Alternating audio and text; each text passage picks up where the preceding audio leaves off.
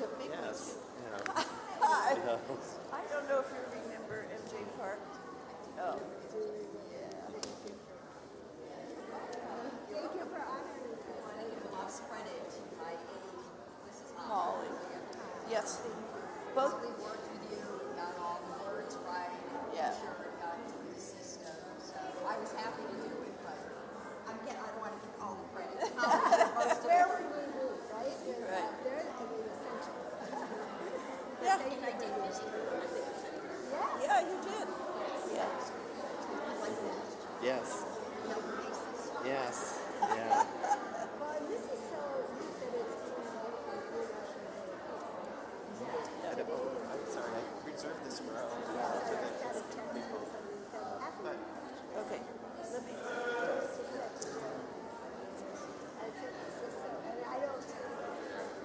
If you'd like to sit too. Everything Yeah. that's going on. Yes, Where are you right. coming? Just sit like that. There. And it's made of a lot of people.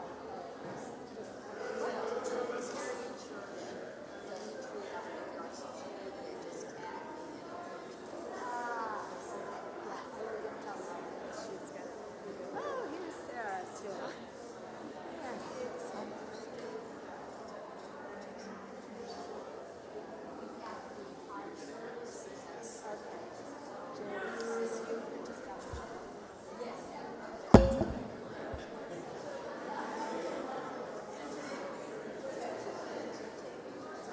Oh, okay, let's do it. Hi, Sue. We're going to take this trip, right? But it's better. It's International Day of Peace. Today. So it's so You need to be left.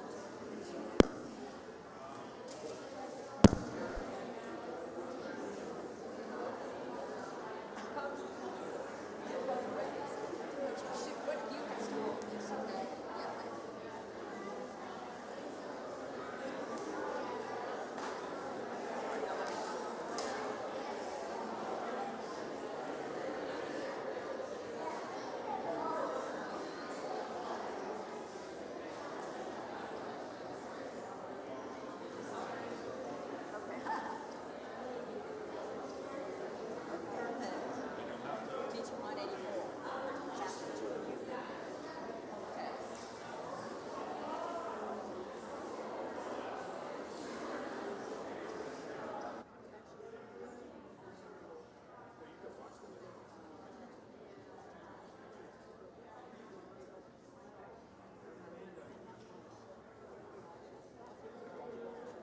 Last time I wasn't playing piano. I will. Thanks.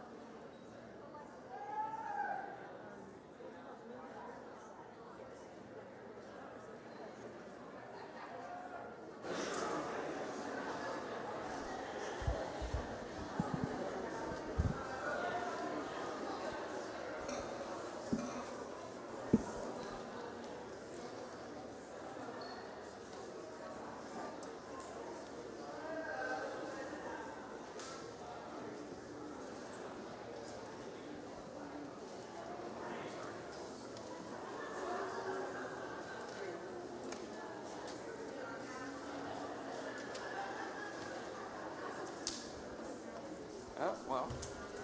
Good morning. My name is David Mann. I'm the Director of Music at UUCA. My pronouns are he, him. I'm really excited to introduce our first sing-along experience. We had a few folks join us without coming to choral rehearsal, which is on Thursday nights, and they're just singing with us for the first time. They learned a piece in 30 minutes. If you're interested in doing this with us, we'll do this again on Sunday, October 19th. They'll be singing in Spanish, as it is the beginning of Hispanic Heritage Month. Danos paz, grant us peace.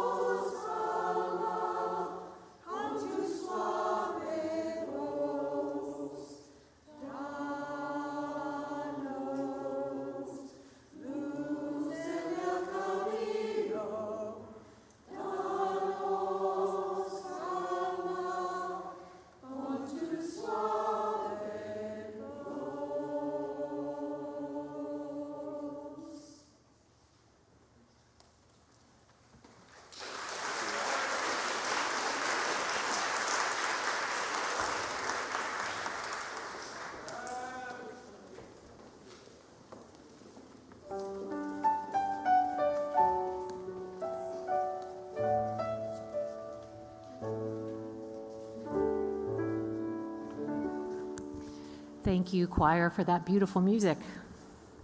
Good morning. And welcome to the Unitarian Universalist Church of Arlington. My name is Rachel Burnett. My pronouns are she, her, and I am in my 3rd year of service on the Board of Trustees of this church. Whether you've been coming to UUCA for many years or this is your first time, whether you're joining us online or here in person, welcome, and we're glad you're here. First, I'd like to welcome, I think she's here, Virginia State Senator Barbara Favola today, who is here to honor the...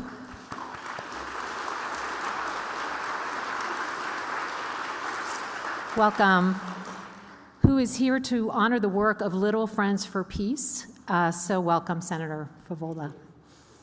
I'd also like to invite everyone to attend the Social Justice Fair occurring immediately after service in the Reeb Center, which is if you leave the sanctuary and just keep going to your left. That's where it is. Many social justice groups will be there for you to ask questions and get involved.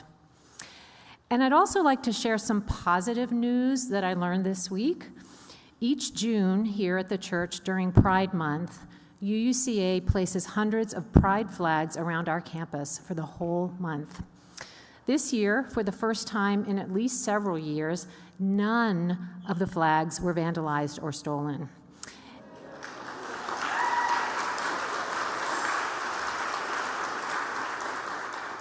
This is truly something to celebrate. UUCA is a community where we invite you to come for community, find inspiration, and live with purpose.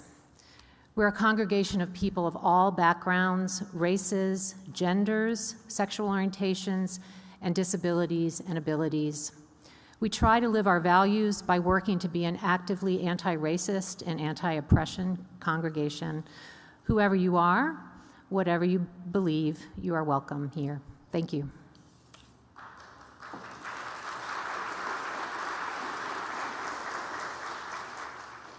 Church. Good morning. You can do better than that. Good morning, church. Good morning. Excellent. First things first, today is the Social Justice Fair. I am the Reverend Carol Thomas Sissel, and that is in my portfolio. I will be taking attendance. You think she's kidding? Please make sure you go by the Social Justice Fair when this service is over. Our social justice groups matter. Our resistance matters. Our ability to change the world is real. They have done a lot of work to be able to present themselves today, so please stop by the Social Justice Fair. And now I'll go back to the beginning. This is Sunday. You came here for a reason. You did not show up at church by accident. Even if you are brand new, the reason you're here is because you wanted to be in this building. You looked online, you got up, you brushed your teeth, you put on a clean shirt, you were like, I'm going to church. Thank you for being here. The Unitarian Universalist Church of Arlington, Virginia is a home, is a sanctuary space for liberal theology, is a place that we want to share with you. I'm the Reverend Carol Thomas Sissel. My partner in crime is Reverend Amanda Poppy. We do pretty good work together here. We don't do it alone. We do none of this work alone. We have a music director named David who plays the piano and leads the choir. We have a tech team back in the booth. This morning it is Cameron and Art. We have religious education already going on downstairs with Christina and Leanne, our director of religious education. It indeed takes a village to make Sunday happen. I am proud to be part of that village. Your job right now, as members of the village, is to say hello to each other. Shake a hand, offer an elbow, give a hug to someone you know, or say hello to someone new.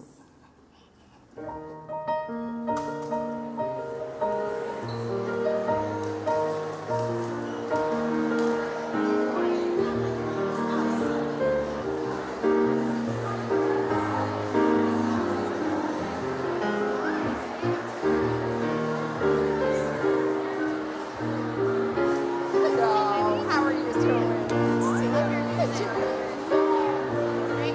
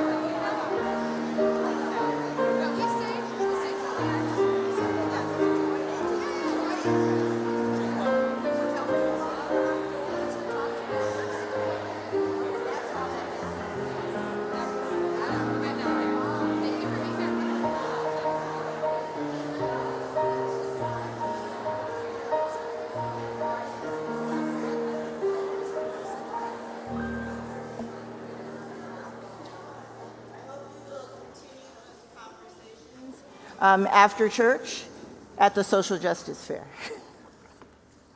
Our call to worship this morning was inspired by the recent action that took place in D.C. The Free D.C. movement is alive and well. It is. This is called Stay the Course, and I wrote it on the Metro. Stay the course. The work of justice and resistance is not for the faint-hearted. It is not for the indifferent. It is not for the apathetic. It is not for the easily distracted, persuaded, influenced, sidetracked, or preoccupied. Stay the course. The work of resistance and justice is for those who care with a vengeance, who center compassion in their hearts and minds. It is for those who are loud and sure. It holds space for those who are quiet and thoughtful. It is equally for the sure-footed, quick-spoken people and for our timid, soft-tempered folks, those who join the fray by writing their senator or congressman instead of speaking in front of a crowd. Stay the course.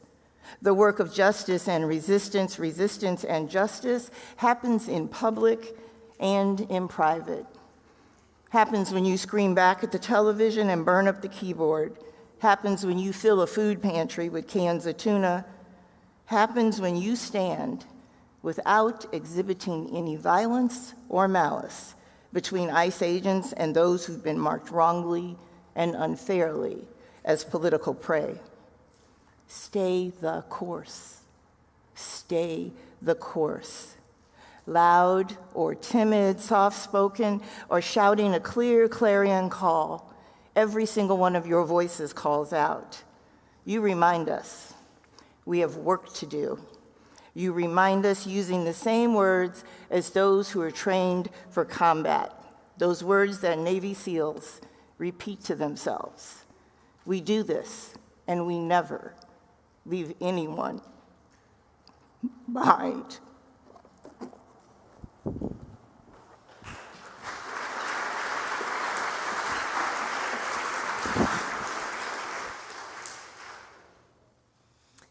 Here at UUCA, each week we light a candle of compassion, holding in our hearts all those who suffer in our own community and around the world, those who are lonely, who are grieving, who are experiencing war, housing insecurity, and violence.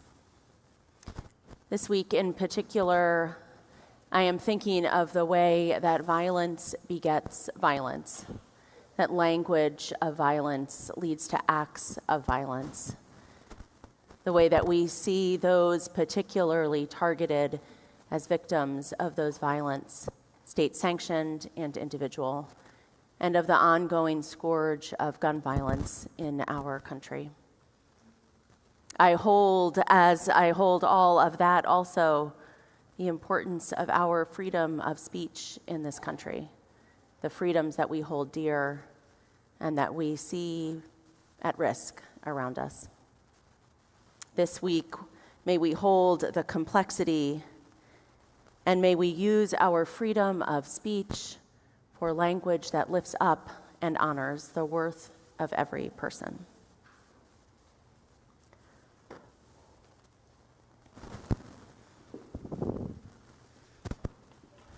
We also join our Unitarian Universalist siblings all around the world in lighting a chalice on Sunday mornings, a set-aside time of sacred space, and a hearkening back to our heritage, a chalice that was created in part to support the work against Nazis and bringing people out of Nazi Europe during World War II. As we light this chalice with our heritage in mind, I invite you to join me in the words printed in your order of service. We gather together as a community of memory and hope to celebrate life and its infinite possibilities for love. We light this chalice as a symbol of the light within every human heart, May our individual sparks meet and merge, bringing both light and warmth to the world. Our opening hymn this morning is on the leaflet inside of your order of service. You are probably familiar with this tune and with the words. Please sing with gusto.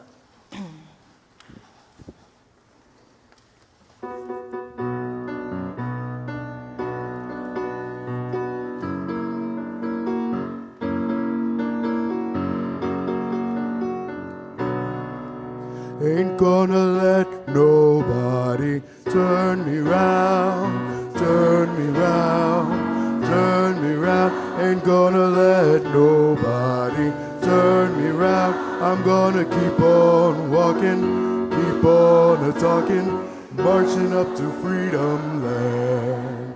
I ain't gonna let racism turn me round, turn me round, turn me round. Ain't gonna let racism turn me round. I'm gonna keep on a-walking, keep on a-talking, marching up to freedom land. Ain't gonna let no hatred turn me round, turn me round, turn me round. Ain't gonna let no hatred turn me round. I'm gonna keep on a-walking, keep on a-talking, marching up to freedom land.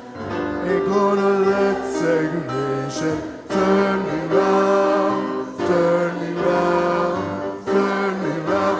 Ain't gonna let segregation turn me round. We're gonna keep on a-walking, keep on a-talking, marching up to freedom land. Ain't gonna let nobody turn me round, turn me round, turn me round. Ain't gonna let nobody turn me round. We're gonna keep on walking, keep on talking, marching up to freedom land.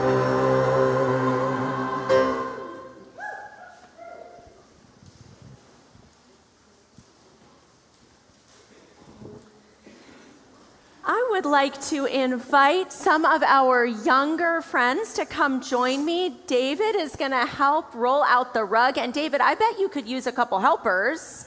Maybe some younger but slightly taller helpers. I'm not quite sure. There we go. Penelope's on it.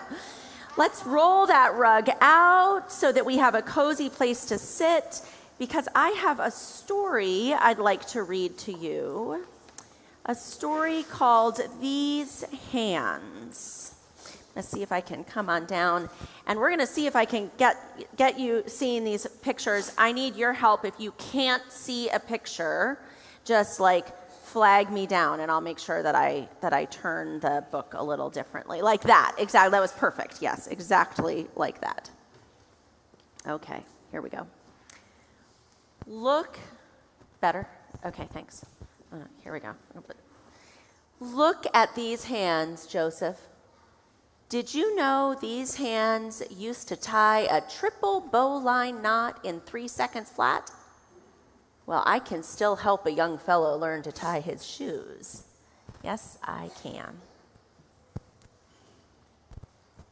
Look at these hands, Joseph. Did you know these hands used to make the ivories sing like a sparrow in springtime? Well, I can still show a young fellow how to play heart and soul. Yes, I can. Look at these hands, Joseph. Did you know these hands used to pluck the ace of spades right out of thin air?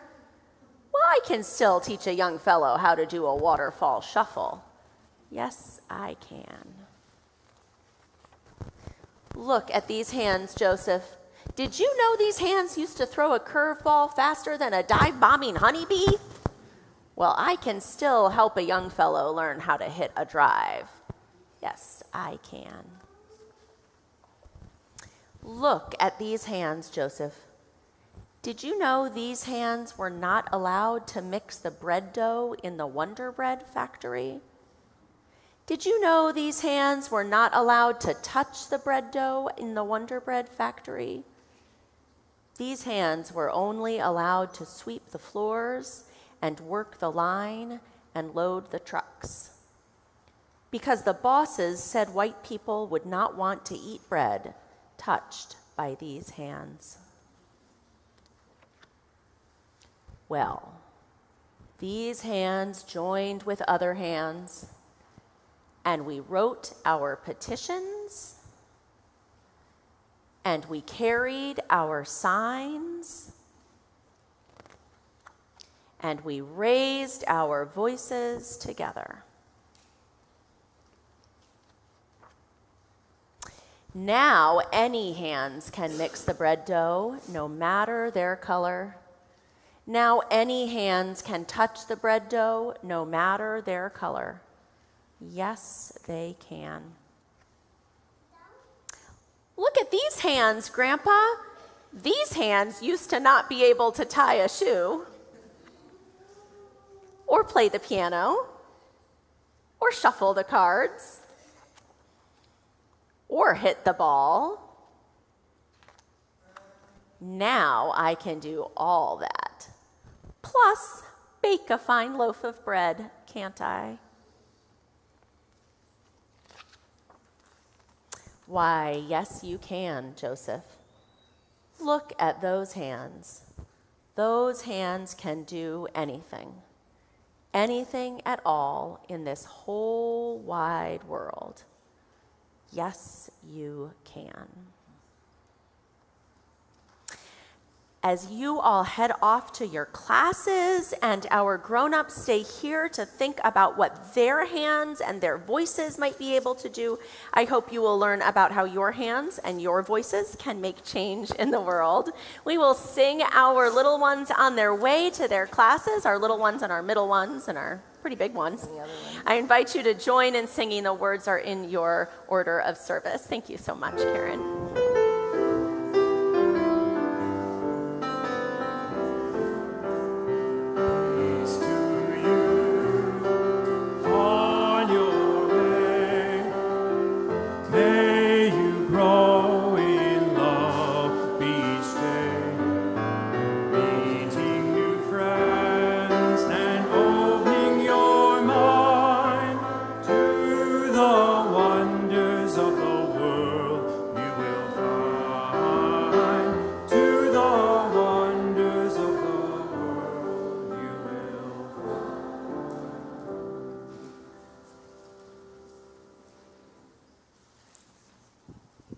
Let's take a moment and breathe in this space, this place, and then breathe out. And perhaps again, breathe in and breathe out. As we move deeper into our service this day, I want you to think about what's happening in the world.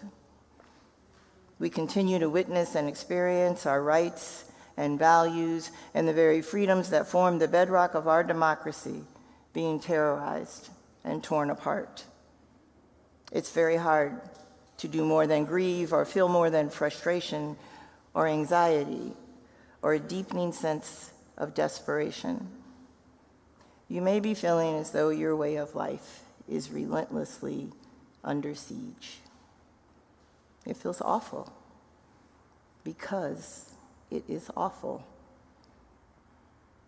In that space of pain and feeling awful, I offer you this prayer, a prayer seeking the resilience we need to practice the acts of resistance that must happen.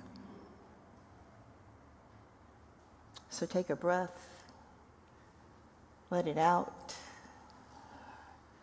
close your eyes, soften your gaze, and join me into leaning into and naming what feels right for you, a time of prayer, meditation, or simply a time to open yourself to peace and calmness here in this space. Source of sources, wondrous, loving, divine, that which moves around us, lives within us, and works through us. that which needs no name. Come, rest here for a moment with me and these beautiful people. We come to you today as folks who care, as parents and partners, as students and seniors, as lovers and friends. We come to you seeking compassion and needing care. We come asking and wanting, for we may be running short on all the things we need to stay resilient. Sweet Source, draw near. Come and be with us, we who are all seekers. We who hold the great shared experience of grief and loss, and still each day rise up to face whatever's coming next. With words of petition, I ask you to come, to draw near as we acknowledge the pain and the fear in the world.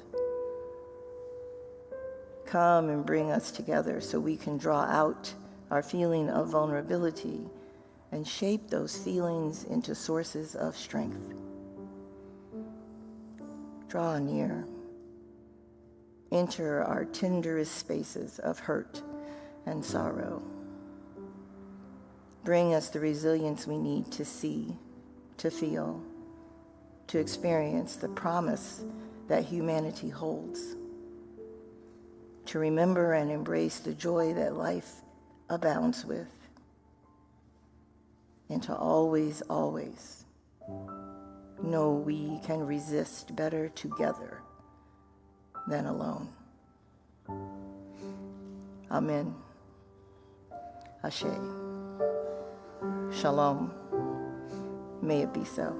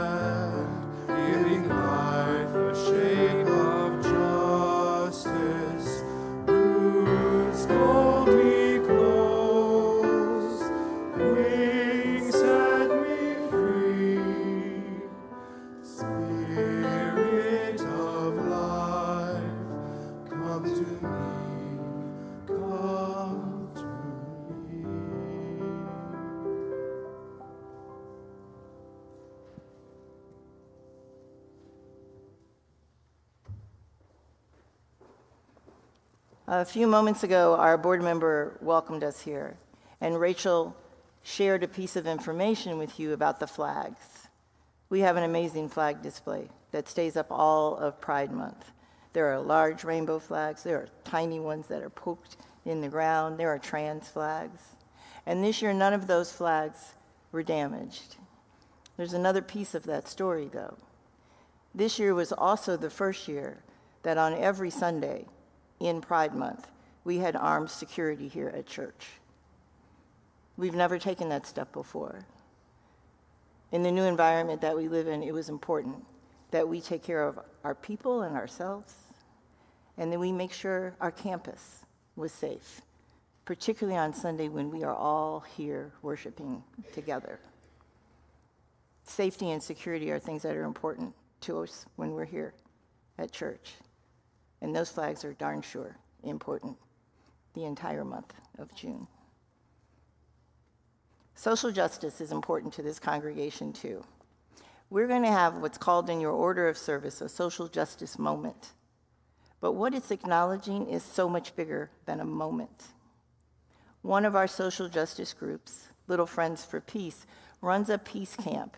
It has been going on for a number of years. The programming is excellent. The volunteers work miracles with the children. And this year it's being recognized. Senator, would you please come forward? And would the Little Friends for Peace folks please come forward too, onto the chancel?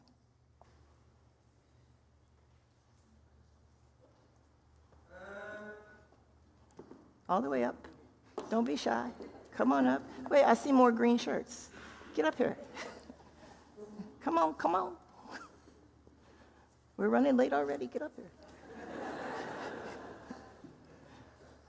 You can use the microphone right there. Good morning. I'm Senator Barbara Favola. It's nice to be here with you. You're a very welcoming community. And you are in my Senate district, so I'm proud to say that. It did come to my attention a few months ago about the peace camp that has been sponsored and actually run by the Unitarian Church. And I was so impressed that a church community was willing to step up and leave such an important legacy to our future leaders, to teach them about how to talk to people, how to listen, how to build relationships, how to compromise, and how to articulate a set of values that we can all be part of and we can all join in on. So we thought it was important that this effort be recognized, and I went ahead with the help of my aide, Holly Hazard, who was here, and I do want to give her credit, right? Staff do a lot of the work, so you deserve an applause. So with the help of Holly and some others, I asked that a resolution be drafted recognizing the peace camp.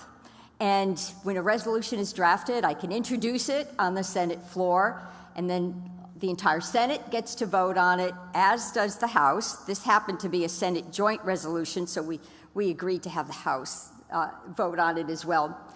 And before I tell you the content of the resolution, I do want to note, in this hyper-partisan environment that we're in, this passed unanimously. So kudos to the Unitarian Church.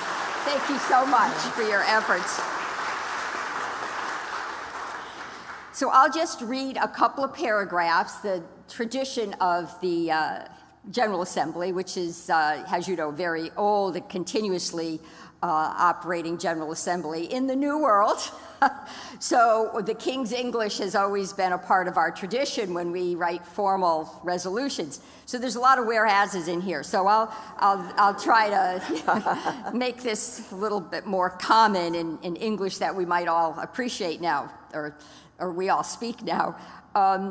Whereas for nearly 3 decades, the Peace Camp at the Unitarian Universalist Church of Arlington has provided an intergenerational, multicultural, and collaborative summer day camp for our young people, helping them build the necessary skills to bring peace one day to the world.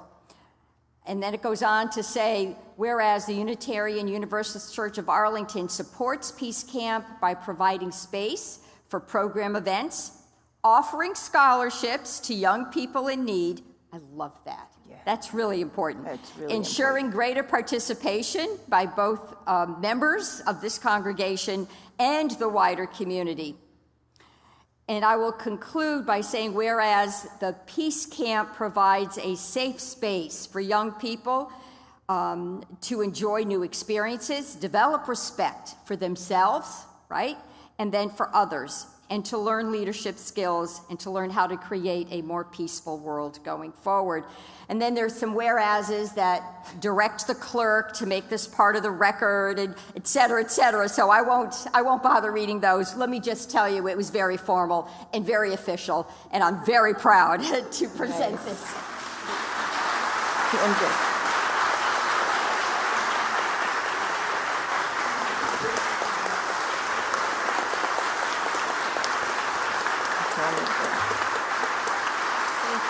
Come on in. Let's take a picture. Yep. Watch out.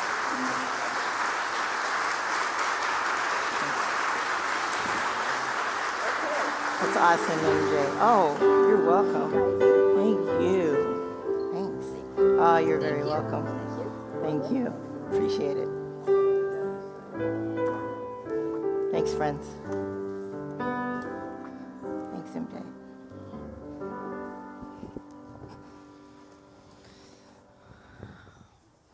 It is a good day for good news. I am grateful for that social justice moment, and Rev CTC, as you said, so much more than a moment. I'm grateful for the many years of this congregation's dedication and the dedication of Little Friends for Peace as well, and their partnership. What a joy. And it can be another good news moment when you all give to the offering. Isn't that wonderful? The opportunity to use the resources that you have to give to the good of this congregation and beyond. Here at UUCA, we share 70% of our collection on Sundays with an organization or a program that resonates with our values. Often, those organizations are outside our walls. It's been Little Friends for Peace, I think, in the past. It's been AFAC. It's been Path Forward, many of the organizations that we know. This month, we are supporting our religious education program here at the congregation, and in particular, supporting the possibility for that program for the children and youth involved to do social justice projects that connect them with the wider community, and to do those in multi-generational settings with their family and with the larger congregation. I'm so excited about that work and invite you to give with joy, to know that it is good news when we are able to give whatever that amount is. It is good news when we can share it in ways that resonate with our own values and mission. So I invite you to participate in that good news this morning as we collect your offering. We collect checks and cash here, and then there's a QR code in your order of service if you would like to give virtually. We receive, along with your gifts, gifts of music, and I invite those as well.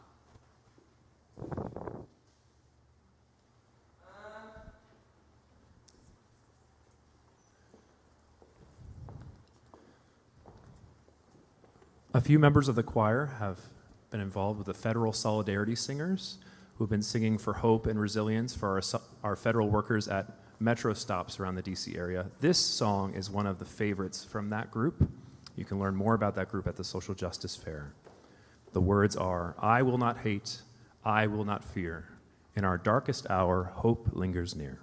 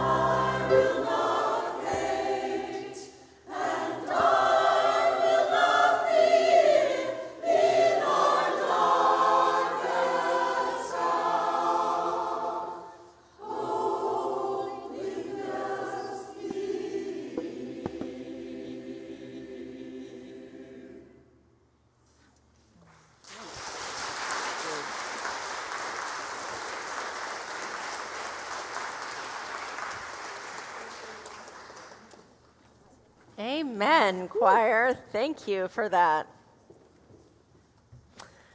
As our ushers bring forward the offering with your gifts and your commitment to this congregation, I invite you to join our blessing words as we honor all the gifts that we bring, the gifts of treasure, the gifts of time, the gifts of talent. Your words are in the order of service. We bless and receive these gifts, opening our hearts to true generosity. Let us be grateful when we give, be it time, talent, or treasure. Let us be grateful for our needs and the experience of vulnerability. Let us be grateful for those who share their gifts to nurture this congregation. Thanks, Seth and Zeke.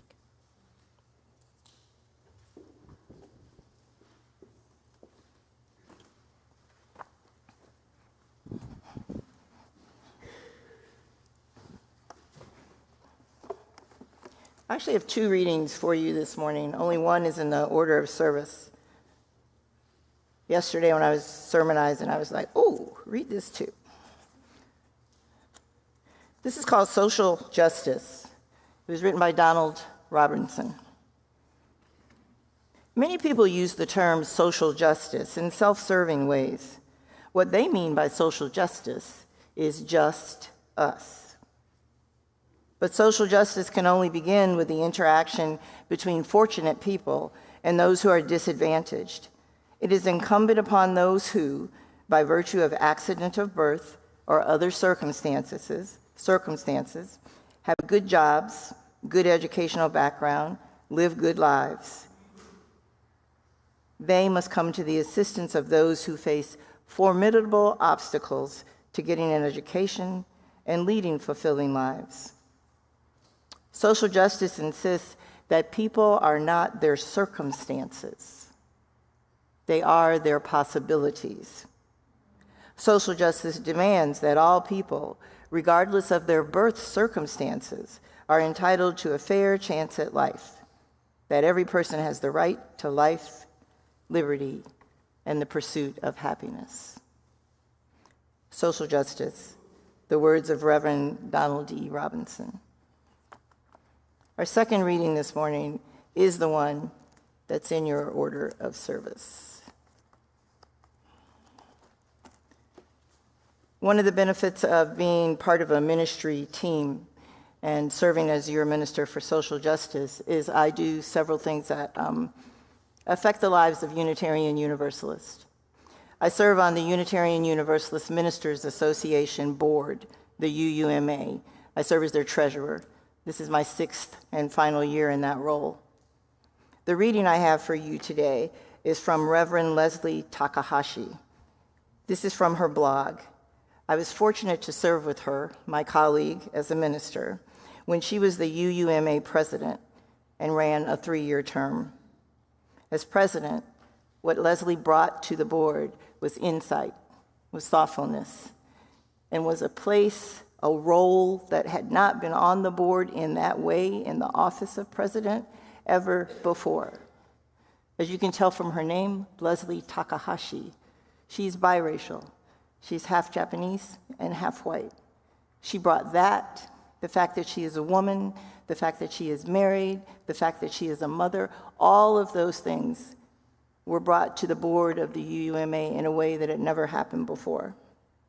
Leslie is also a social justice warrior and carries theological and community building experience in her back pocket. I am blessed to have her as my friend. Leslie writes, flooding the zone is a technique, a chaotic overwhelm designed to make us feel powerless. And yet our faith as Unitarian Universalists teaches us that the still small voice within us, which is our conscience, can be our guide in times such as today. Small acts of resistance begin with the belief that what we do matters. This is what our faith teaches us, that we center on love and are also rooted in our individual power, that we are woven together by interdependence. Small acts of resistance are more likely to make a difference if we do them in concert with other people of good faith. In this text, Leslie then gives examples gleaned from her congregation, the one she serves in Northern California. Small acts of resistance, such as last Sunday, Reverend Rodney doing a Justice Sunday, followed by our hosting campus change-oriented groups. Small acts such as next week, we will join others in Richmond in support of immigrants as part of Faith Action in the East Bay area. Small acts such as each week we offer ways to continue not to deny that climate change is real, that some groups of people are marginalized, and that we need one another. Small acts of justice can look like many things: attending a town hall to hear from our elected representatives, participating in the justice activities designed to keep our values alive in this new political regime, helping others through our Winter Nights program, which gives shelter to unhoused families in a time increasingly hostile towards those who lack the privilege of housing. Small acts such as sitting with a friend who is feeling particularly despaired. Small acts becoming a pastoral listener to hold people's grief and fears on Sundays and at other times. Small acts such as taking time to nurture our own spirits through meditative resources and worship. Small acts of justice alone won't stop the hate or end the fear. However, they will help us keep hope alive. Let's keep the faith through small acts of justice making and make resistance. And let's do these things together in faith and persistence. Rev. Leslie. Small Acts of Resistance by UU Minister Rev. Leslie Takahashi Morris.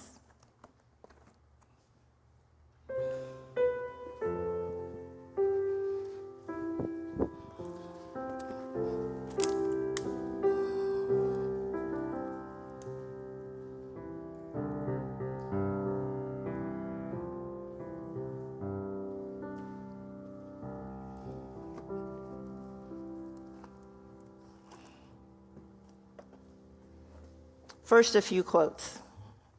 When you face a politics that aspires to make you fearful, alienated, and isolated, joy is a fine act of insurrection.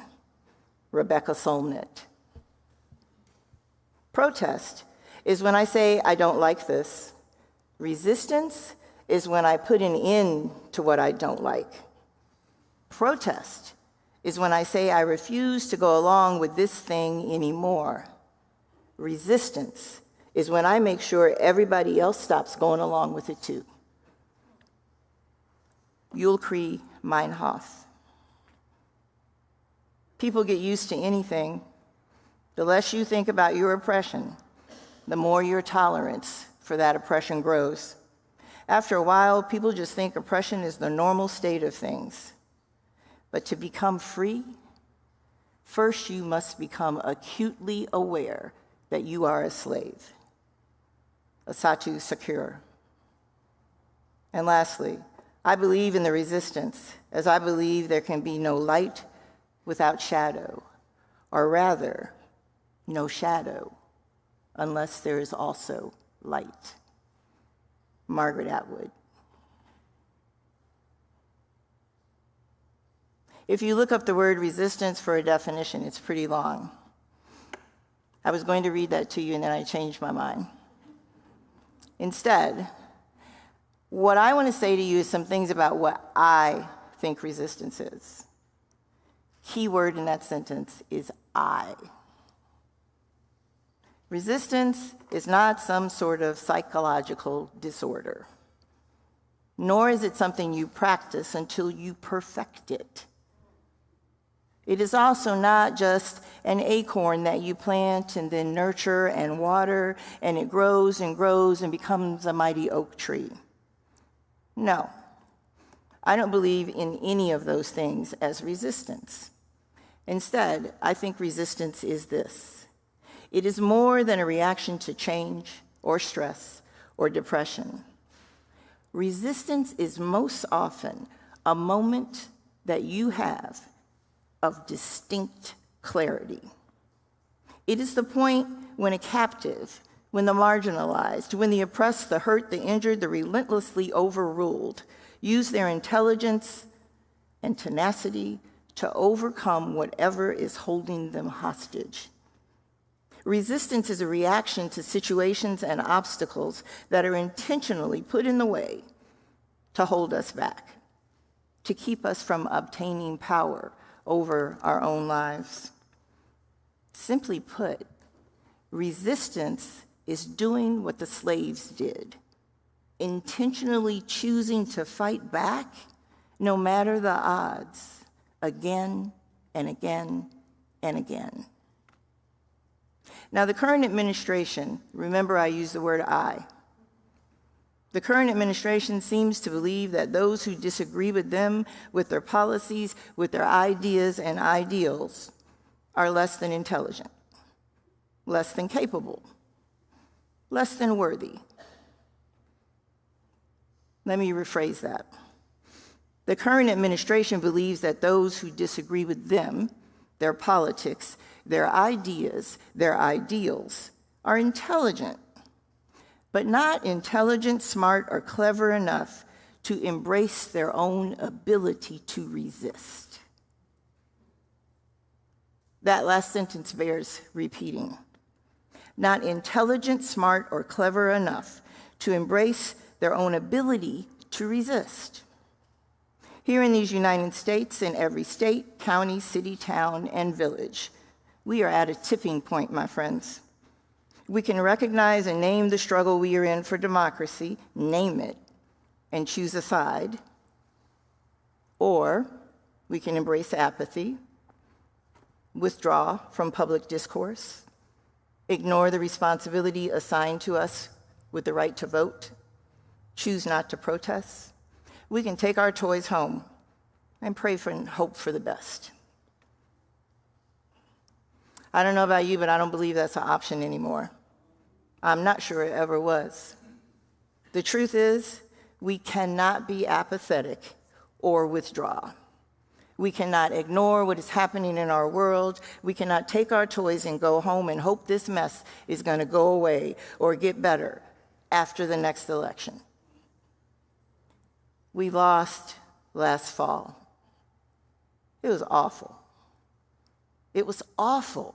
It was incredibly awful, and every day since that election in 2024, it has become worse. Awful? Yes. Worse each day? Absolutely. But to use a sports analogy, we cannot win if we do not stay in the race. I want to offer you a tiny slice from the film Chariots of Fire. Many of you probably remember this story, a story of two men who run, not to run, but to prove something to the world. One is Christian and one is Jewish. They are both living, running, and training to win, only to win. In the scene I'm going to share with you, Harold has just been soundly defeated in a race that he was sure he would win with ease. He is sitting in an empty stadium, staring off into space. He is stunned. He cannot believe he lost. He's trying to make sense of the defeat.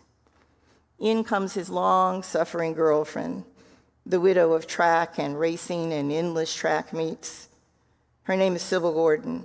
She finds him there in that stadium, sitting all by himself, looking out at the track field. Sybil, Harold, this is absolutely ridiculous. It's a race. You have not lost a relative. Nobody died today. Harold turns his head away from Sybil and says, nothing. Sybil, now exasperated, for goodness sake, snap out of it, Harold. You're behaving like a child. I lost. I lost. I know, I was there, remember, watching you lose. It was only a race, Harold. Harold, in a loud voice that is filled with anger and indignation. Only a race. Harold, there will be other races. If you can't take a beating, perhaps it's for the best that you stop running.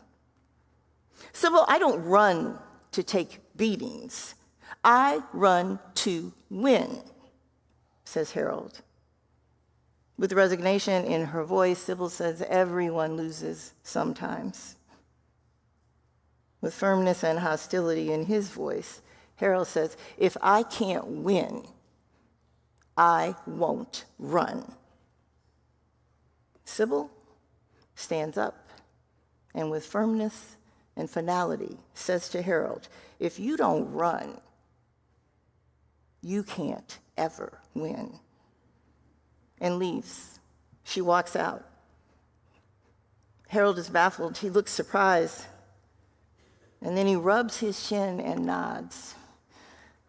Lord, I love that woman. If you don't run, you cannot win.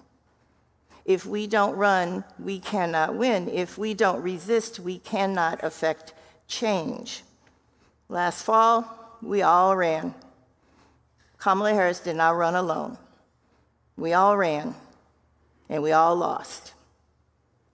It's time to run again, because running is the only way we will win. Yesterday, last week, and maybe for all the weeks between November 2024 and right now, we all fell in our feelings. We wept. We swore. We watched too much MSNBC and CNN.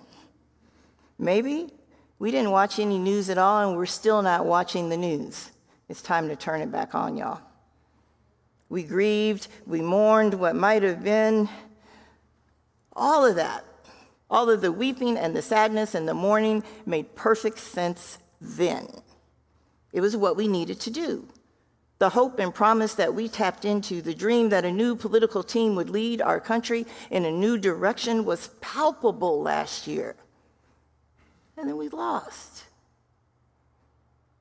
That hope and that dream seemed to evaporate overnight. And the huge unfulfilled promise deserved to be mourned, grieved, and acknowledged. And now it is time to rebuild.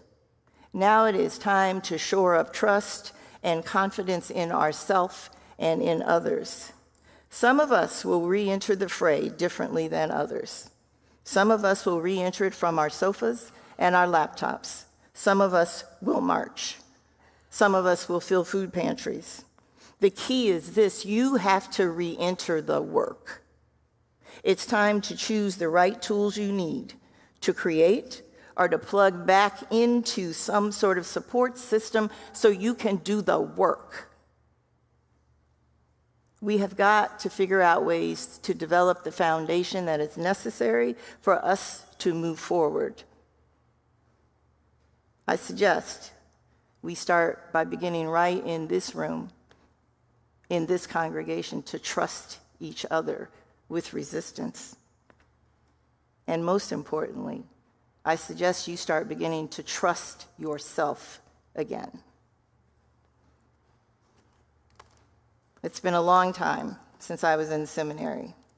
And as I was thinking about this sermon today, I went back to a few of my books, and I saw a story by Viktor Frankl that's called Man's Search for Meaning. That story focuses on a man in a concentration camp. He survives that experience because of resilience and resistance.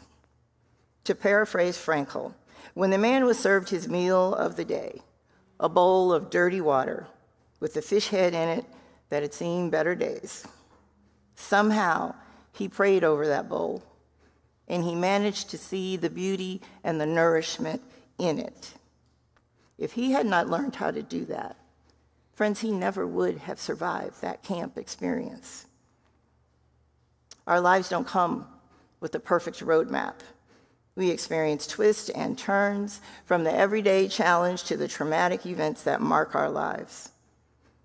Our loved ones die. Life-altering accidents and serious illnesses affect all of us. Elections break our hearts, and they bruise our trust in the democratic process.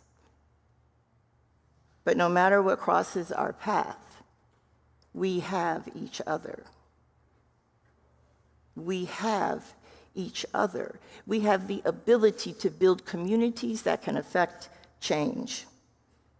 What we need to do is engage in small and large acts of resistance, to practice social justice, to practice it over and over as if our lives depend upon it.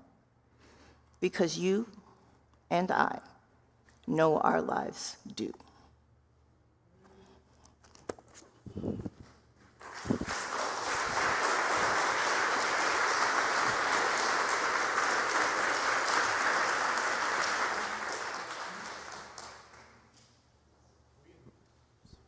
We invite you now to rise and body your spirit. We're going to be singing from the Teal Hymnal, number 1028, Fire of Commitment. Please sing verses 1 and 3. That's the Teal Hymnal, verses 1 and 3 of hymn 1028.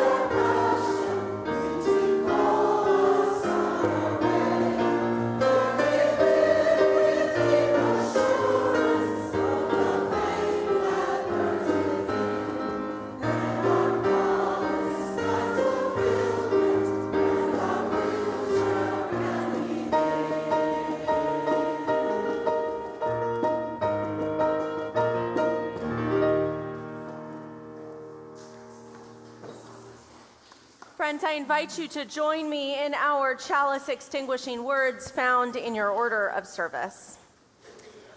We extinguish this chalice, but not the light and warmth it represents. These we carry with us, bringing our sparks of love to the world. In parting, I offer you these words written by Yvonne, S-E-O-N, Sion. It's called All We Are One. Each of us comes from a different place, yet all we are one. We carve for ourselves our own unique space, yet all we are one. We learn to speak, eat, dress, cook, and play in different ways. Of common homeland, we have not a trace, yet all we are one. We kill, maim, and harm one another with no thought for God's will. We forget the one God, the one grace, yet all we are one. On a mountain in East Africa, near the Oldalvi Gorge, our common mother Eve says that we come from one human race. We are responsible for each other, and all we are one. Go into this week with joy and practice resistance. Amen.